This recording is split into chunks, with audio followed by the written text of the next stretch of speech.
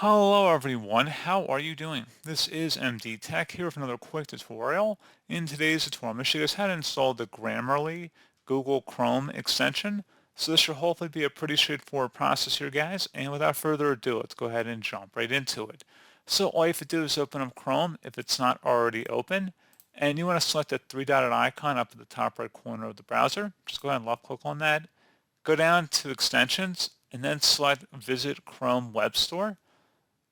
Now in the search the store field on the left side, type in Grammarly,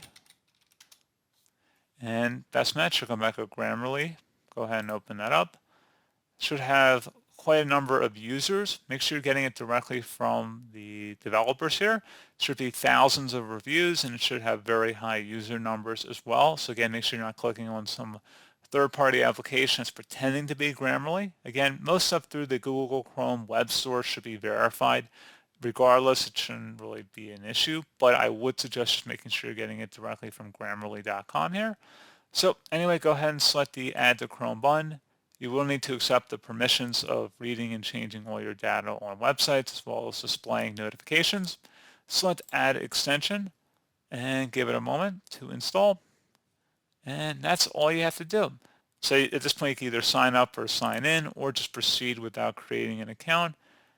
So it does appear that there are free accounts as well as premium accounts. This tutorial is just showing you guys how to get the extension installed on your browser.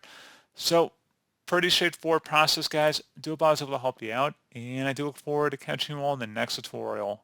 Goodbye.